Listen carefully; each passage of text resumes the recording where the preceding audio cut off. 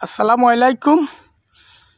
কিছু জিনিস আছে খুব আদর আহ্লাদ ভালোবাসা মাত্রা ছাড়া যদি কোনো ব্যক্তি দেয় তার ফল খুব খারাপ হয়। তেমনি যেমন ছোট ছোট বাচ্চা, ছোট ছোট মানুষ যারা এরা জানে না, তা এই সমস্ত কিছু জিনিসের আহ্লাদ অতিরিক্ত যদি কোনো ফ্যামিলির মা বাপ দেয়, সেই ভুক্তভোগী কলাম ওই গার্জিয়ানই হবে। এইটাই কালাম বাস্তব, এইটাই নিয়ম।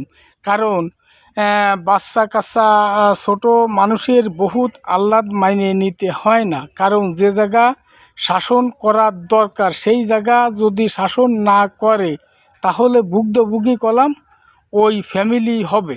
এইটাই কালাম নিয়ম।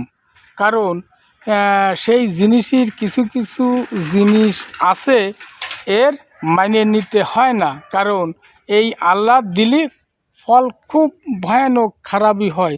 তা যে জায়গা যে শাসন করা উচিত প্রত্যেক ফ্যামিলির দৃষ্টি আকর্ষণ করে বলি, তারা সেই জায়গা সেই শাসনই করবেন। তা না হলে ভুক্তভোগী কলাম নিজেরাই হওয়া লাগবে। এতেই কলাম ওই ছেলে ফেলে আরও খারাপ হওয়ার সম্ভাবনা থাকে। কারণ শাসনের জায়গা শাসনই করতে হয়, ভালোবাসার জায়গা ভালোবাসাই দিতে হয়।